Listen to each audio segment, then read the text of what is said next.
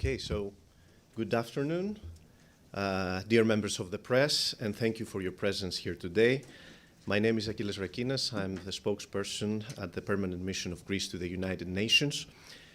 As Greece assumes the duties of the presidency of the Security Council for the month of May 2025, I have the pleasure to introduce the permanent representative of Greece to the United Nations, Ambassador Evangelos Sekeris, in his capacity as president of the Council. He will brief you on the program of work, adopted a bit earlier and already distributed to you. He is joined by the political coordinator of our mission, Mr. Konstantinos Thanopoulos. Ambassador Sekeris will provide an overview of the program of work, followed by a Q&A. During the Q&A, I kindly request that you introduce yourselves and indicate the media you represent before raising your questions. And with that, Ambassador, the floor is yours. Thank you so much, Achilles. Good afternoon to everybody. It's a very big honor and pleasure to be here to present the program of the Greek presidency of the Security Council for the month of May, which was formally adopted this morning. As you know, this is actually the third consecutive Security Council presidency undertaken by the European country after Denmark, France, and now Greece. So this also gives some sort of continuity and cooperation, but I will return to that later. Before dwelling and presenting you our program, and I will be brief in order to leave more time for your questions. Allow me to make a specific reference to, because today is the 1st of May, but you know better than me that on Saturday we will be celebrating World Press Freedom Day. So this is an opportunity also to reflect on the fundamental principles of press freedom, and we know that journalists and media workers are at the forefront. So this is a very important day for you, for us as member states, but I would also add for my country, Greece, because as you know, we are also co-chairs of the group of friends of the protection of journalists, along with France and Lithuania. So a statement will be issued by this group of friends and will be circulated this Saturday. So we pay tribute to all journalists and media workers who lost their lives in the line of duty, and we will continue as Greece and as the broader membership to advocate for the right of journalists to be able to do the job, which is also a duty of information. So, I would like to, before going very quickly to the particular events of our presidency, let me first give you some details of our signature event. You know that our signature event will be held on Tuesday, May 20th. It will be an open debate on maritime security under the agenda maintenance of international peace and security. And the title will be Strengthen Maritime Security through International Cooperation for Global Stability. This high-level event will be chaired by His Excellency, the Prime Minister of Greece, Kyriakos Mitsotakis. So we elevated into the most senior, let's say, representation in order to showcase the interests that Greece, as a member state, as a maritime nation, as a country with one of the biggest merchant fleets, attaches to this very important subject. The Secretary General is giving us the honor. He will be the main briefer from the part of the organization. And then we have also invited the President of the Board of Directors of the Union of Greek Ship Owners, Ms. Melina Travalos, to participate. We think that this is a debate that unites the Council around the key challenges that we face, because we all know that maritime security, the importance in many for the freedom of navigation, for the securing of the supply chains, for raise awareness of the complexities and the seriousness of this issue. We will approach it, as we say, using a Greek word, on a holistic manner, and I can come back to that later in the part of the Q&A. So this is the main signature event. We actually have one, but the same week, if you see the program, on the 22nd, there is this the open debate on protection of civilians in armed conflicts. This is actually an annual debate. It's a mandated event, as we say here in the United Nations, but due to the importance that we attach to this issue, we will elevate it to ministerial level, and we will have the Foreign Minister of Greece, Mr. George Gerapetritis. He will be chairing, and we have also, of course, encouraged member states to have, a higher participation in these regards as well. This is, an issue which has, this is a yearly report of the Secretary General. We know that protection of civilians, there are many categories and groups who are there. We have women and children. You have humanitarian personnel. You have also journalists, which is also very pertinent to what we were saying before. So this is very important in order to secure the full protection, promote international cooperation, implementation of international humanitarian law, and also enhance accountability mechanisms. Here we will have a series of very high-level and important and substantial briefers. We will have the President of the International Committee of the Red Cross, Mrs. Spogyarits. We will have Under-Secretary General for Humanitarian Assistance, Mr. Tom Fletcher. And we will have also the Executive Director of UN Women, Mrs. Sima Bahous, because we want also to give some sort of the gender aspect of the protection of civilians, which will also be showcased in the report which we expect to be published by the Secretary General. And we'll have also a briefer from the civil society, Gianti Soerpito of the Save the Children. So these are the two main events that we will host as presidency. So allow me to go a bit quickly, I would say telegraphically, in order to leave time for your questions, because I think it's the most important, on the events which are in the program, the mandated events. I open a parenthesis to say, as you know better than me, the program of the Security Council, I call it a magical program, because when you see it, it has many free slots, but we all know from our previous experience that these free slots will not remain free for a long time, because we'll have, we know that we'll face with requests by other member states of the Security Council to include meetings, because events around the globe are in a way which there are so many crises, so many conflicts, so we know that we will be faced with those requests. So the program will look much more fuller than it looks now. But let's go and have it, a quick round. So the first is on next Monday, May the 5th, when we have close consultations on Resolution 1559, which is on Lebanon, which has to do also with the report of the Secretary General. And then we'll have Assistant Secretary General for Political Affairs, Ms. Di Carlo, briefing the Council. I can also give you more details if there is interest. Then the next day, on the 6th, we will have the semi-annual debate on Bosnia and Herzegovina, with the participation of Mr. Christian Schmidt, High Representative, who will present his latest reports. Then, of course, we'll have a participation of the rotating tripartite presidency of BIH, and also representative of neighboring countries, which usually take the floor in this discussion, BIH, Serbia, Croatia, and others. We will see. This is on the 6th.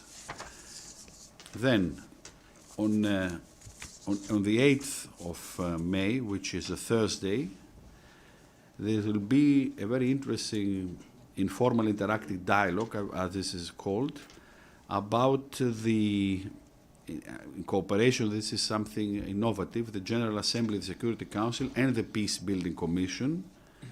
Will be to present the pre-zero draft elements for the member states of the 2025 peace building architecture reviews.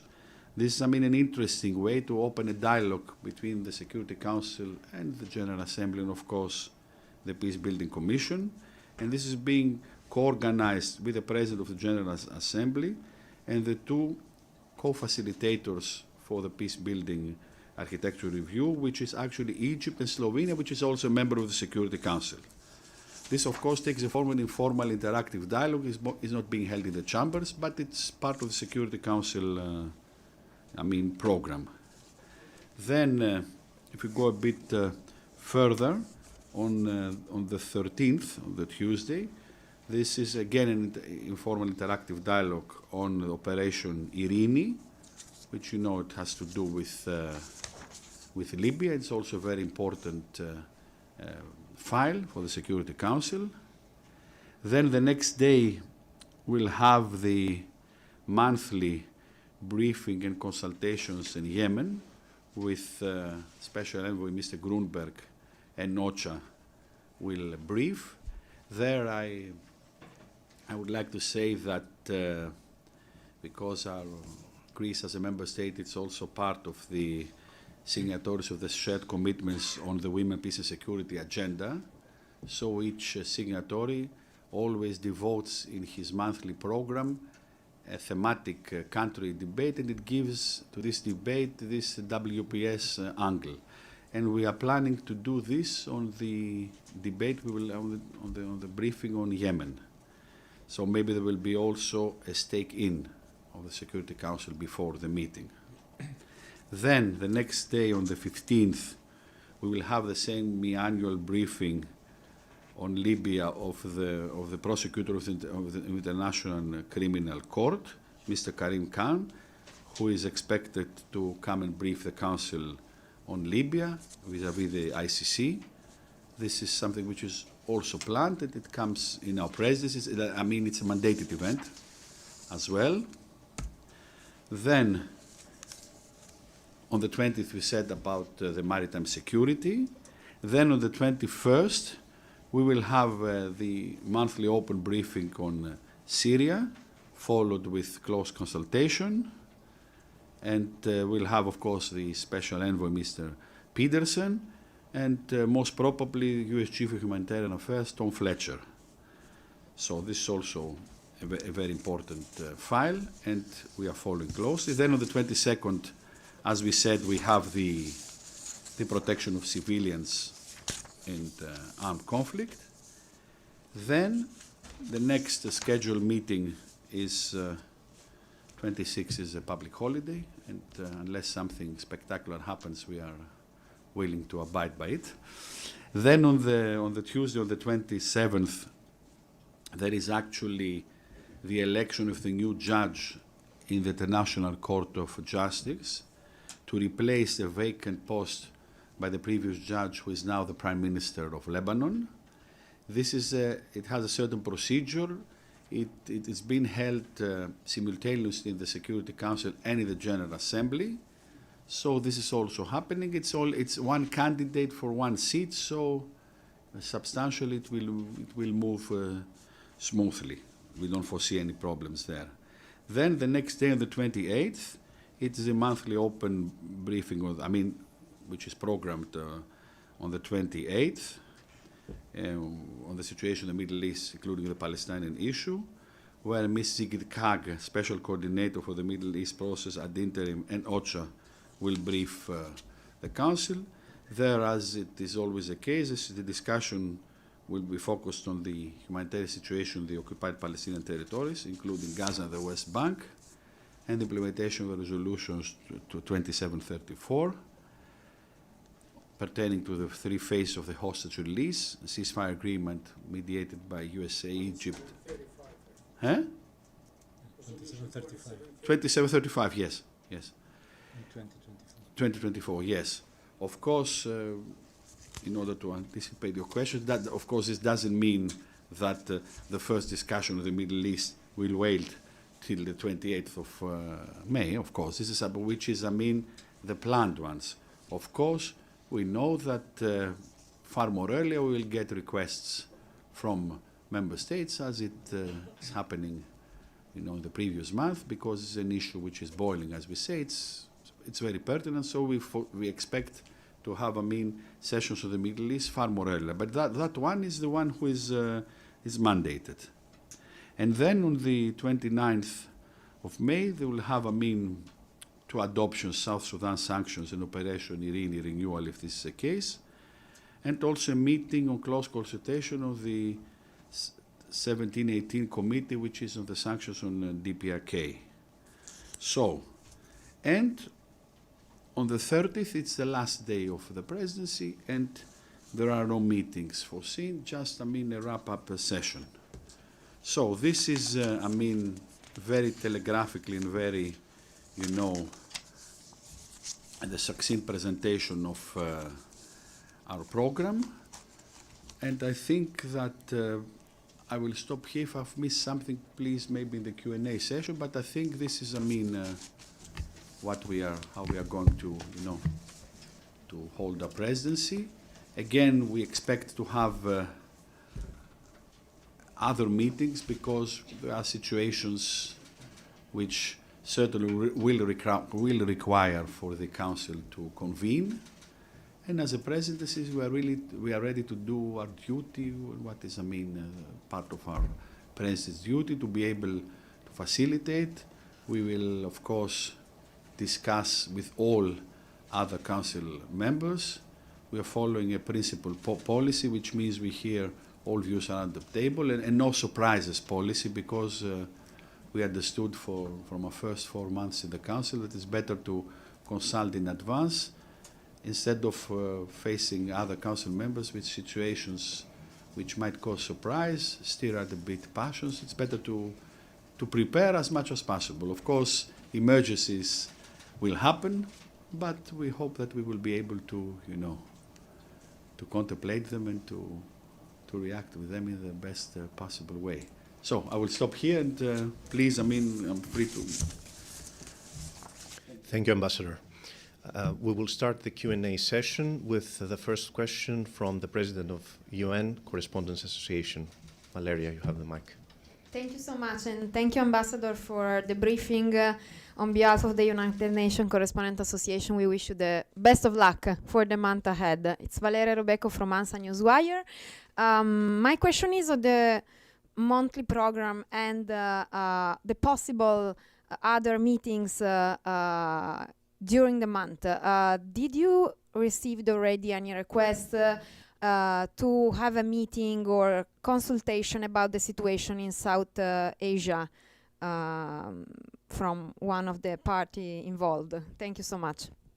Of course, thank you so much, Valeria, and again, congratulations to UNCA. We have an excellent cooperation. I think this is, one question you could expect to be one of the first, because this is an issue which is now ongoing, evolving. I would say it's something which that the Council, first of all, you remember, has recently issued a statement condemning this heinous terrorist attack that happened in Jammu and Kashmir, and called the perpetrators to be brought to justice. We are listening, of course. We are monitoring closely the situation, and we'll be seized on the matter, of course. This is certain that it will happen. Any act of terrorism is strongly condemned, of course. We express our deepest condolences to the government of India, Nepal, and the families of the victims. At the same time, I have to tell you that we are also seriously concerned with the growing bilateral tension and atmosphere which has been evolving between India and Pakistan.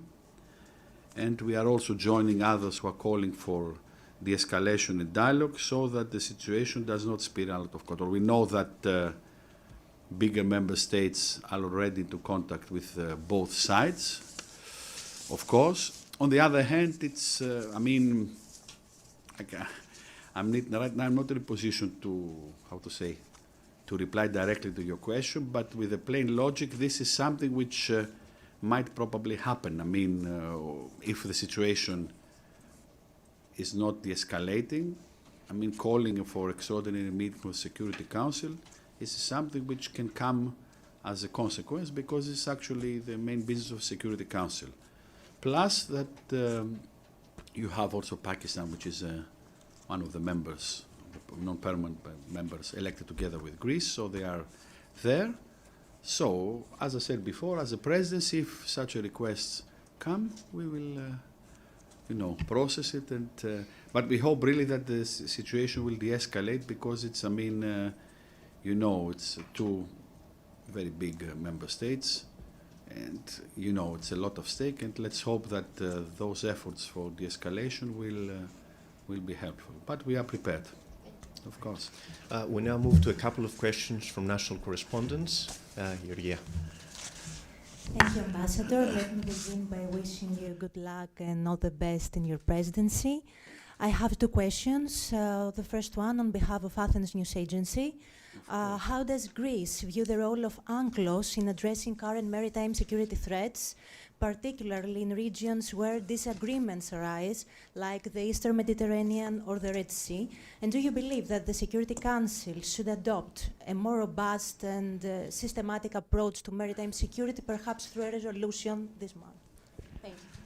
Of course, no. This is the first question. Yes, I know. It's you can also. I mean, I asked before. I was told that national correspondents by custom ask first. So okay. I mean, so yes. I mean, of course, one of the reasons that we have been organizing this signature event on maritime security is exactly to show the importance of the international, especially international law of the sea and UNCLOS, which is, how to say, the governing treaty on the seas. And of course, we believe that maritime dispute should be settled through the implementation of UNCLOS. You know also that, which is very important, that last September the heads of state and government of the UN adopted the Pact of the Future, which is a non-binding legally document, but with important political significance, where there are two paras on maritime security, and a direct mention in the international law and the law of the sea and in UNCLOS. So you might say that UNCLOS enjoys a broad consensus about its importance. So this is something which will be showcased in the debate that we will have.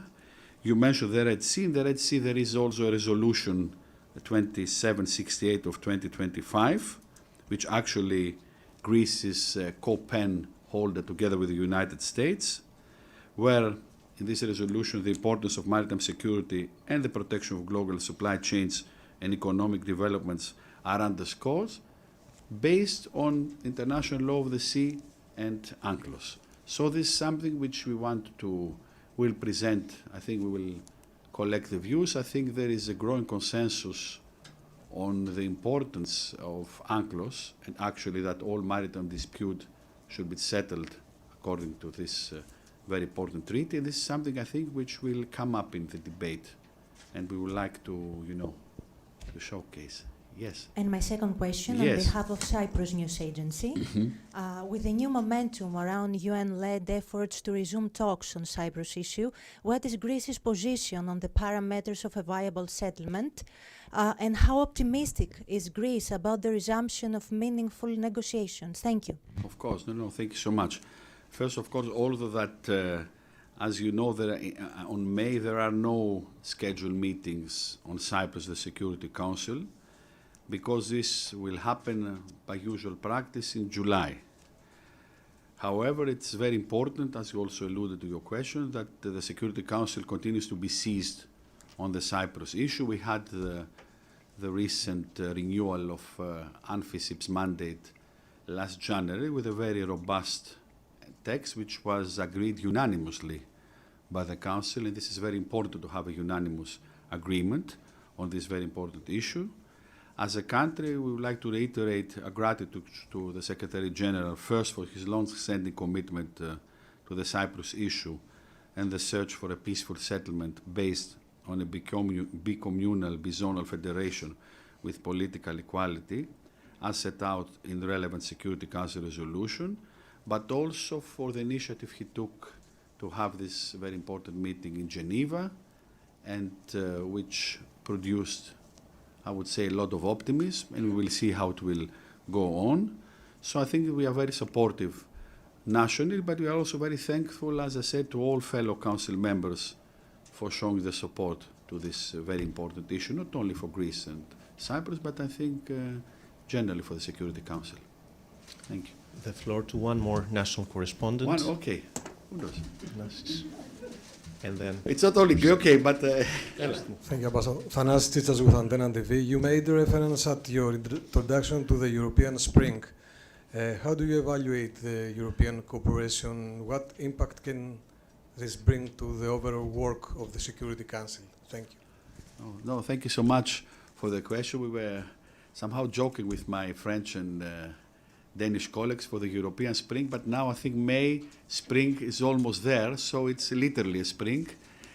We thought that it is this sequence, of course, it has to do, it's by coincidence, it has to do with the letters of the initial letters of our countries, but early enough we have pinpointed that we'll have Denmark, France, and Greece as consecutive EU presidency, EU member states presidency of the Security Council. So this gave, a sort of coordination, cooperation in some files. I think European positions of principle were also evident in some very important files of the Security Council, as was the debate on Ukraine on the 24th of February. We share many things in common, WPS agenda, others as well. So I think this is something, and yesterday, I think it was symbolic, but it was also substantial. I don't know if you, the French ambassador made his wrap-up session, and he has invited both my Danish colleague and myself to be part. So we were somehow presented there. What their presidency has achieved, but there was a lot of mentioning what has started with Denmark, what will continue with Greece. So I think this is a very good example of cooperation. Of course, we know the Security Council are not, it's not exactly as it is A3+, which is somehow more formulated. This is more informal, but I think it has substance, and we are aspiring to continue to this. But thank you, it's a very pertinent question. Thank you so much. great. Pamela? Thank you so much. Thank you. And Ambassador, good luck in the month. Looking forward to it. It's Pamela Falk, U.S. News and World Report. You've already given us quite a bit of background on what we can expect. I didn't see any non-proliferation on this agenda. And obviously, Iran, Ukraine, North Korea, DPRK, there's a lot going on right now. You just had a briefing under the French presidency by the IAEA, so maybe it's not coming up. But do you expect something on any of the non-proliferation hotspots? Thanks. No, thank you so much for the question. Yes, as you mentioned, there was a discussion the last days of, it was a private meeting on non-proliferation, which coincided also with the debate which is now in the preparatory committee from the NPT review. It was very important. Manuelo Grossi of EIA briefed. Yes, those files which you have mentioned, they are on the table. There is no mandated meeting in the program, but we can expect that, well, at least in one of the areas you mentioned of the countries, there might be a request, because if you see which are the other member states of the Security Council, you might, yes, you might guess. But certainly it's very important, should be kept high on the agenda of the Council, because it's sensitive. It has to do with non-proliferation, which is a common goal. So yes, I think something will come up to fill one of the, of the empty slots. Thank you. Oh, no, thank you. Thanks. Ahmed, please. Thank you, Achilles. Thank you, Mr. President, and best wishes for a successful month. This is Ahmed Fathi, ATN News. Just quick questions and follow-up. Ukraine is missing under the third European presidency. while President von der Leyen have stressed, almost on a daily basis, the importance of this file. Any other alternative plans or considerations to bring Ukraine back to the Council? This is one. Number two, maritime security. Migration across the Mediterranean have started. This is the season where the crossing starts to Europe. And again, Ms. von der Leyen have mentioned that area prominently, and there are other bilateral agreements between the EU and the countries around the Mediterranean basin. I know it's a headache for everybody, for every country around this basin, but again, we are dealing with organized crime and non-state actors. Any contemplation about bringing the community of the Mediterranean to have more enforcement in order to curb these unlawful crossings? Number one. And number two, what do we have to assure that the human rights of those migrants will not be violated? Thank you very much. Of course. No, thank you for your questions. Let me start about Ukraine. Yes, Ukraine is not in the program per se because there is no mandated event technically, but certainly it's one of the issues which will come up into the agenda of the Council. We, are ready to respond to a request, of course, to have, to introduce the issue again in the Security Council. We have also asked, together with our European partners in previous presidency, to have debates on Ukraine. This is something which will happen. You know that this is now the process. There is this idea to have, the ceasefire, which is something which has was agreed by the United States and Ukraine at the beginning of March. So we'll have to see. There is a lot of things going on there. This is something which we have to follow very much closely. We have, in this position, we as Greece nationally, we have a very, a position of principle in favor of respect of international law, UN Charter and principles, against any violations of Ukraine sovereignty and territorial integrity, and we stand in solidarity with Ukraine. So we supported as well the recent efforts for peace led by the United States. So we'll have to see. We regret that Russia has not yet joined this agreement. So we have to see, as you said, as we are saying also in the Council, there will be, a ceasefire should lead to a just, comprehensive and lasting peace through inclusive diplomacy, but in line with the UN Charter, which upholds Ukraine's sovereignty, independence and territorial integrity. And of course, Ukraine should and has the right to decide on its own future in accepting any peace formula. So there can be no peace without Ukraine. And I would say also without Europe on the table. This is the one. The other which you mentioned, yes, of course, maritime security, it's also linked to the Mediterranean, of course. And of course, as you said, there, Mediterranean, faces serious challenges, both from security and also for humanitarian angle. We have experienced also as member states massive migratory flows from the sea. So this is something which should be also addressed. We will mention it in our own national statement, I presume, but other member states, there are schemes of cooperation between the two sides of the Mediterranean. There is the Mediterranean, the Union, there are the European 7. So I think in the Security Council, I'm not foreseeing a debate only of focus on the Mediterranean, because as we said, it will be more holistic, but certainly this is an element that not only us, but other member states will certainly like to showcase on the migration issue, which is a very important one. This is my answer. It is not fully satisfactory, but okay. Yeah. No. Kindly request to stick to one question, so for the sake of time, please go ahead. Okay. Thank you. Thank you, Mr. Ambassador, and welcome to the Presidency of the Security Council. My name is Abdul Hamid Sayam from the Arabic daily Al-Quds Al-Arabi. And I have a question which has two sides, but it's the same about the situation in Palestine. Greece normally has excellent relations with Arab countries. They didn't recognize Israel except in 1991. But you are warming up so much to Israel now, which is very strange. Arabs did not recognize Northern Cyprus due to their good relation with Greece, and we see that is changing now. So my question is, why you don't call for an emergency meeting about what's going on in Gaza? Why you leave it until 28? And as you see, people are dying as we speak of famine.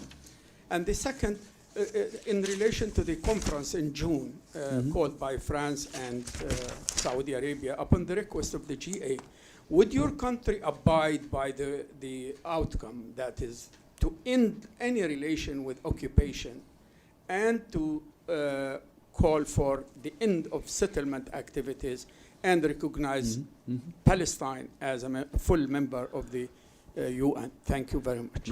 Thank you for your question. Just to clarify, and I said it also in my presentation, the 28th is the foreseen debate. And I remember I said also, I complimented that of course there will be meetings asked before, and also Greece, its national capacity, might join those meetings. We are very sensitive of this issue. We have a position of principle. Of course, we attach importance to addressing the humanitarian situation to the Gaza Strip. On the other hand, we, as other member states, we have strongly pronounced itself for the need to immediately and unconditionally release all hostages. The ceasefire has to be implemented.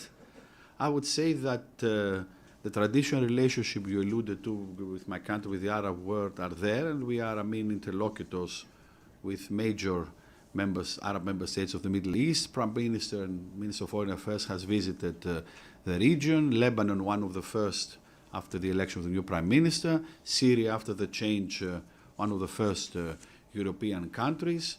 We have excellent cooperation. This, of course, goes in parallel, and I don't see it as as being antagonistic with the excellent relations we have with the State of Israel, which is something which is part of our national policy. So there we aspire as member of the Security Council, which is something that also our minister is saying, to play a role as a bridge builder between East and West, North and South. It might look a bit ambitious, but I think it's not. And this is what we hear when we discussing in the Council. Our Arab friends, they listen to our statements, and they trust us that we will play this role. And I think this is something we're going to do in honesty. And of course, as you mentioned, this conference which will happen, which will be next June here with France and the Kingdom of Saudi Arabia organized, this is a very important one.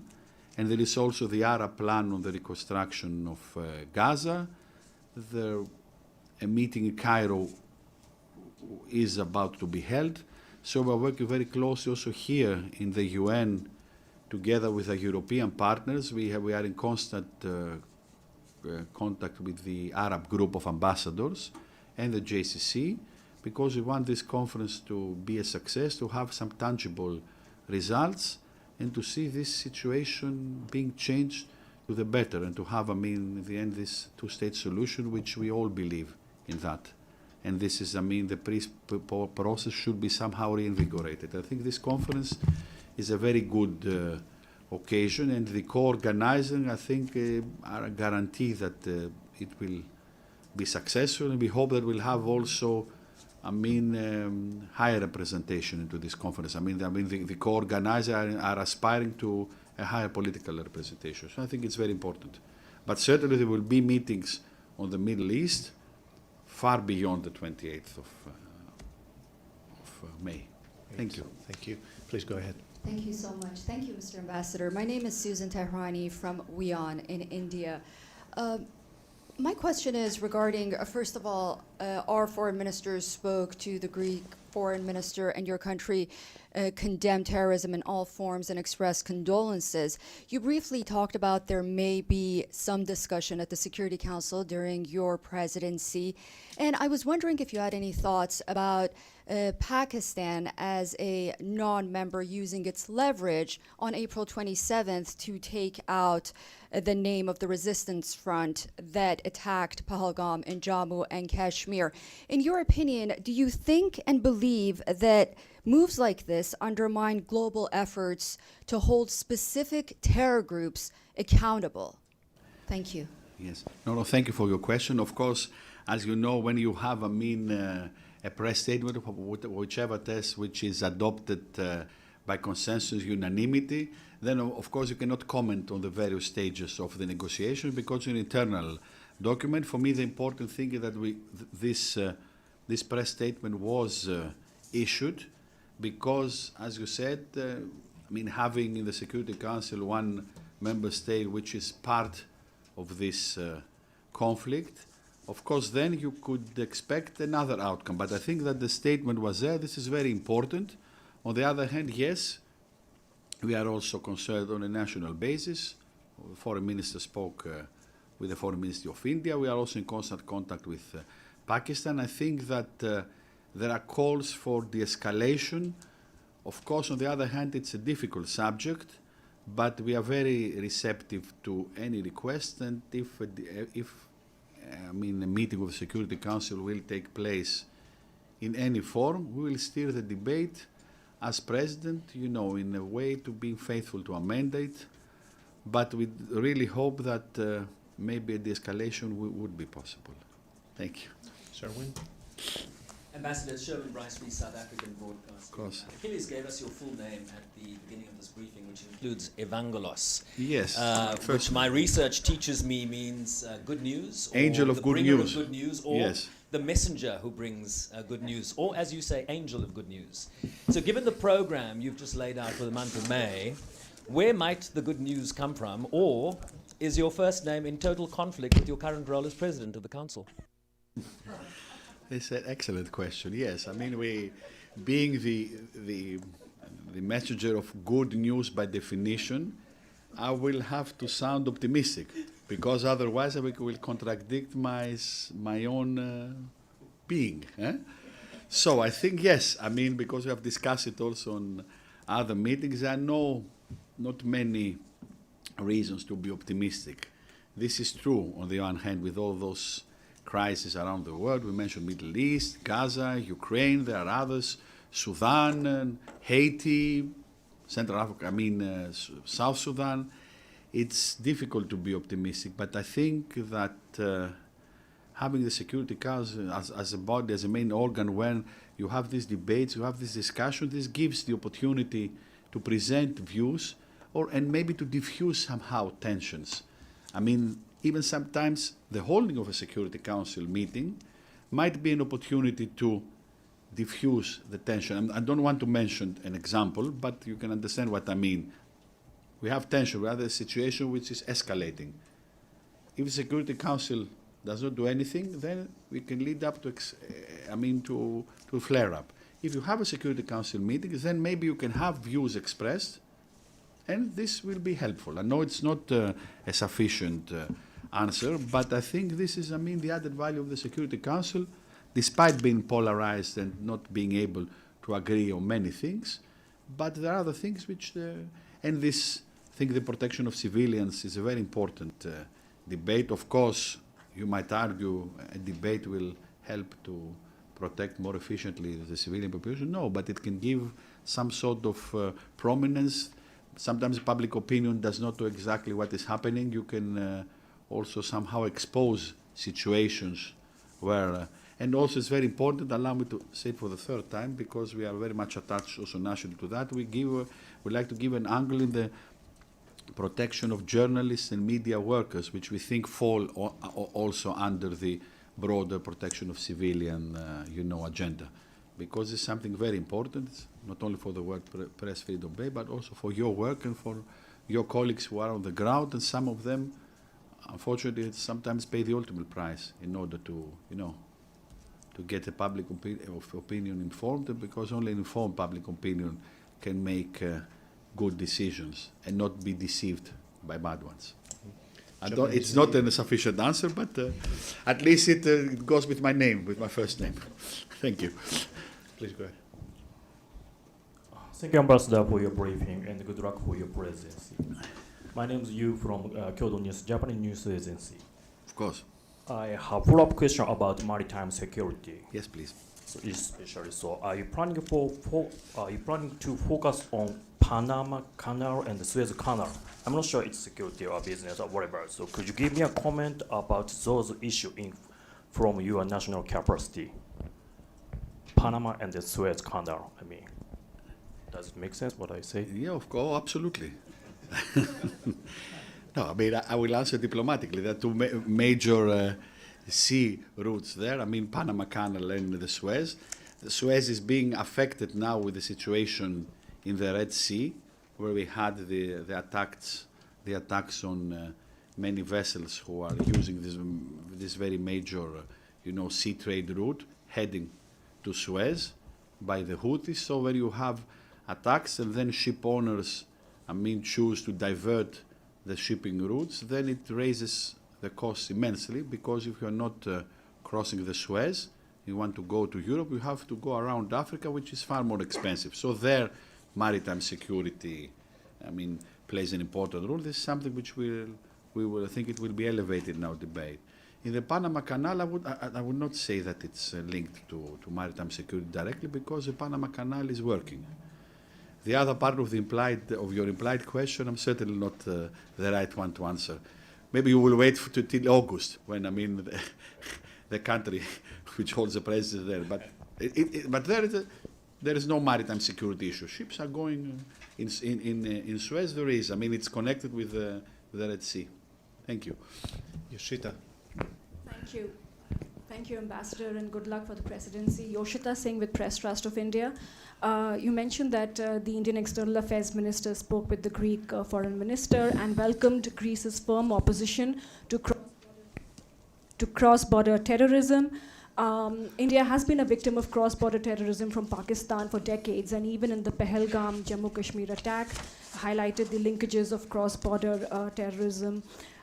Pakistan is in the council now. What is your message to countries to combat terrorism and to not have their soil used by terrorist outfits to carry out attacks against other countries?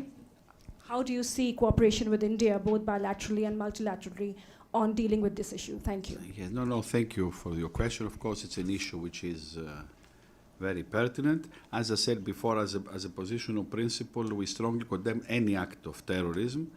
And this is what we did on this heinous terrorist attack that took place in Pahalgam. So we had the death of innocent civilians, and we express our condolences to the government, India, Nepal, and the families of victims. This is a position of principle. We condemn terrorism in all its forms everywhere it is happening. On the other hand, we are, concerned about this tension which is mounting in the region. Two very big countries. Of course, India is far more bigger, but Pakistan is bigger. If compared with Greece, they are far more bigger than us. So the size and the volume is of a different nature. So there, I think we also join calls for de-escalation and dialogue, so that the situation does not spiral out of control. Bilateral, of course, as you mentioned, we have an excellent bilateral cooperation with India. I would say also with Pakistan. We don't see it, antagonistically. You can have, but with India we have recently, also visits. With Pakistan we are together in the council and we will cooperate. Of course, if a request comes for a meeting, then I think this meeting should take place, because as we said, maybe it's also an opportunity to have views expressed, and this might help to diffuse a bit tensions. We will see. We are in close contact, but according to what happened to the ground, but this is, something which might happen, I would say, sooner rather than later. We will see. We are prepared. It's our first day of our presidency, yeah? So, but okay, we will. I know I will disappoint you, but sorry, I'm afraid that's all we have time for. How many questions are there? Please, would you like, Ambassador, to 1, continue? 2, 3? No, there. 4. No, we can take 3, so please. 3 more? Okay, the Ambassador is very gracious. Yes. All right, so please. Maybe a diverse subject. I mean, I don't know if it is an issue which we have not covered. It's up to you, but please. Yes, I don't think this is covered. Please, yes. So the council sent, this is Nabil Abisab, Al Arabi TV station. Good course. luck, Mr. President. So the council sent a unified message on the coastal clashes in Syria last month. And we see now maybe a similar kind of incidents in the south and around Damascus. So are you planning to address this situation, and what's your position? And if I may ask about UNIFIL, clearly Greece is very interested in the situation in southern Lebanon. So, and we know that the UNIFIL is facing serious challenges now. So what are the priorities for you between now and the renewal of the UNIFIL later this month? No, thank you so much for your question. I alluded it also to my presentation. There will be a discussion of Syria. There was also, it comes very constantly in the Council. Last week we had, we were honored by the presence of the new interim foreign minister of Syria. He was here. It was also this symbolic hoisting of the new Syrian flag. You remember that we support the efforts of Geir Pedersen. Our position is to help to facilitate the Syrian-led and Syrian-owned political process, which will lead to the formation of a true inclusive government with all parts of Syrian society. We are monitoring there are the first moves of the new government. Our foreign minister was one of the first EU foreign ministers who went there and met, because with Syria we are very close geographically, also culturally. I remind you, of course, you know that we have also Greek Orthodox populations there. Same goes with, so we will see. It's a matter which will come into the Council. I would say there is some sort of optimism, but it has to go step by step. We have to see. And but I think the presence of himself, the foreign minister, was it gave more visibility to the whole issue. Then, of course, on UNIFIL, of course, Lebanon is also a country which we have very close relationship. We say that we share the optimism after the formation of the new government, the new prime minister. The Council, of course, has discussed on many occasions UNIFIL and the renewal which will come. We support those efforts. We support, of course, we should take care that the situation, the ceasefire there, and will be held. But I think the situation is improving, I would say.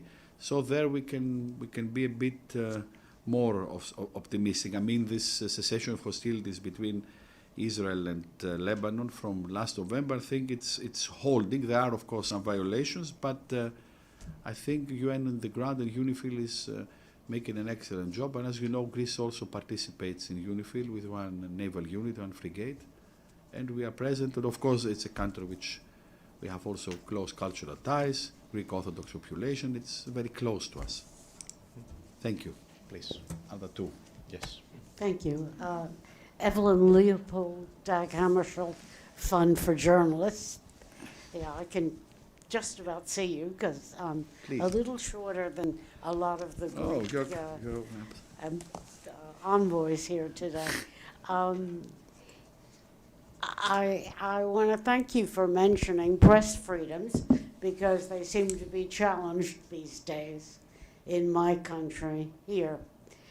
And where are you considering migrants, under which discussion, or are you discussing migrants? Look, migration is an issue which comes into thematic debates. It can come indirectly in the, in the maritime security, which migratory flows. In this monthly program, there is no specific discussions for migration in the Security Council agenda, but certainly in country-specific issues, then it can certainly be discussed. And for World Press Freedom Day, I repeat, it's very important, and it's And there will be also a statement. It is something which will be celebrated, although the situation for journalists and media workers is not exactly to celebrate, but we should raise awareness. And you don't have a date for the Ukraine yet, but you expect it to come up. It will come certainly, yes, soon. I mean, those slots will be filled. We will see the time sequence, but it will be filled. Thank you. Difficult to choose the last one. We have another two? Okay. Is it okay if I choose a lady? Linda? I cannot say no because I've met, so maybe you think I'm not polite. Okay, yes. Okay. Quick, we can take all three of them, the last. 1, 2, 3, yes. And let's see. Okay, let's see. Thank you, Ambassador. Linda Fasulo, NPR here at the UN.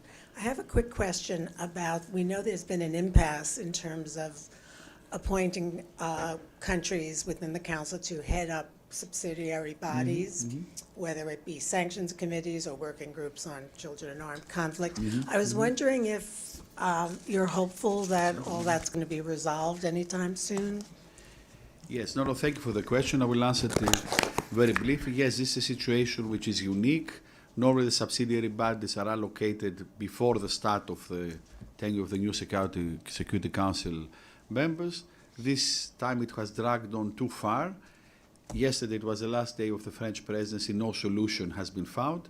So technically now Greece will be chairing all subsidiary bodies, but only as a caretaker capacity for emergency urgent matters.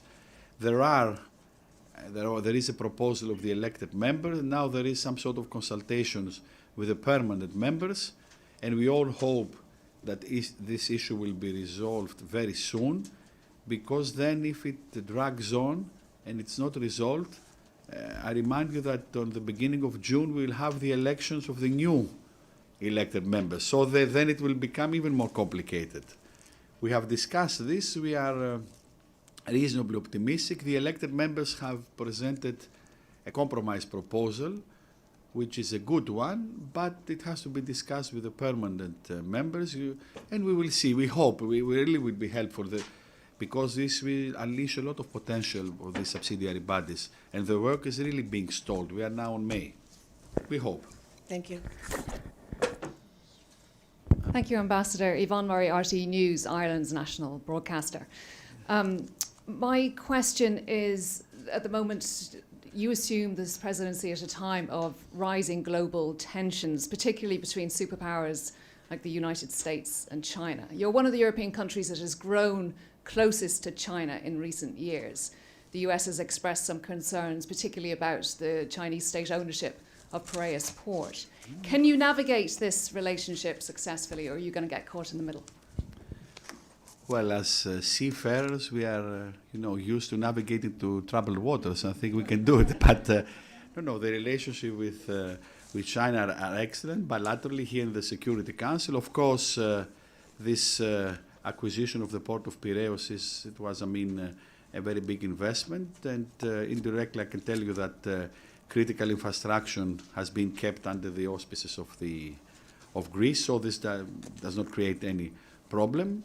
We are of course, we do not see, any problem in this. And in the Security Council, we have an excellent cooperation with China, of course, with the United States. So I think and we hope that especially in the debate on maritime security, both the US and also China will contribute very, very positively. It's a very important issue. We are discussing with them.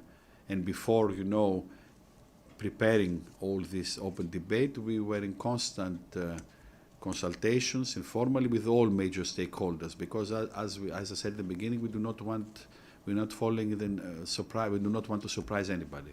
We want to have as many as possible on board. But it's certainly difficult. The broader issue, it's more difficult. But as a presidency, we'll do the best that we can. Do we have how many? The last question indeed. Right? I see how many hands. Two. Let's take the two. Okay. Just keep going. We have all afternoon. But we have. Please. Ask you about the WPS working group and your plans for looks like May 14th. Secretary of Defense, U.S. Secretary of Defense Pete Hegseth has eliminated the WPS agenda at his agency, saying it was pushed on to the U.S. from the UN.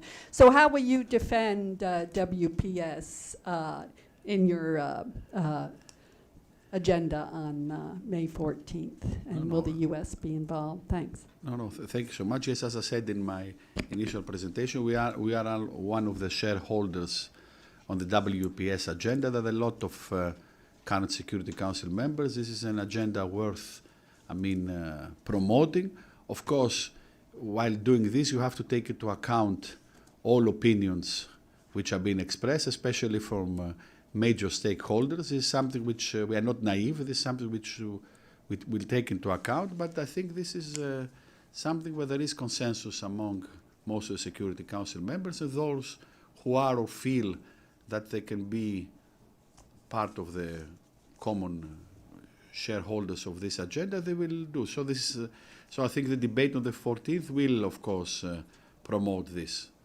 But certainly it's an issue which there are developments which should all take account of those. Okay, έχουμε άλλη μία? Last one. Ambassador Stefano Vaccara, La Voce di New York, Ital Press. Okay. It's a kind of a follow-up on many of those questions. With the US voting alongside Russia on Ukraine, and key EU powers abstaining or lacking the courage to vote against, is Europe still irrelevant at the UN? As a Council President, what can Greece do to help revive transatlantic unity? Or do you believe that it's gone for good? That's for a last question, but okay. No, thank you for the question. As I said also in my presentation, yes, we believe in the European cooperation, as Mr. Tsitsas asked, and this has bear fruits. Of course, as we have all witnessed on the debate on the 24th of February, then, of course, the Security Council draft resolution presented by the United States got the positive votes. The European member states abstained because we thought that some of very important proposals, amendments that we have proposed, which has to do with the respect for the Charter and viability of borders, these were not included. I think it was a position of principle, and the European member states stayed faithful to the principles. Of course, on the other hand, there are those peace efforts we are monitoring. I think there should be certainly, as a matter of principle, Ukraine to be part, but also Europe. And if I might say in your last point, and I will close with that, I think the transatlantic bond is very important, and it will continue, although you might say there was serious hiccups, but I think this is my very strong belief. It's a bond which is based, it's not a transactional, it's based on common values, and this is something which, and I think it will last, and we are certainly, as Greece, we are willing and very ready to work on this. So.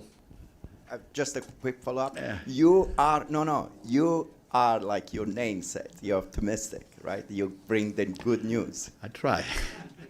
Okay. Thank you all very much. Thank you so much for your indulgence, and looking forward to cooperating with you. And if there are any other questions around our spokes team is here, the one is very tall, but the other way is Thanasis. Πού είναι ο Thanasis? Πού είσαι? The other. They both are taller than me, so you will not miss them. Thank you so much, and wish us good luck, because we will need it. Yes, we will certainly need it.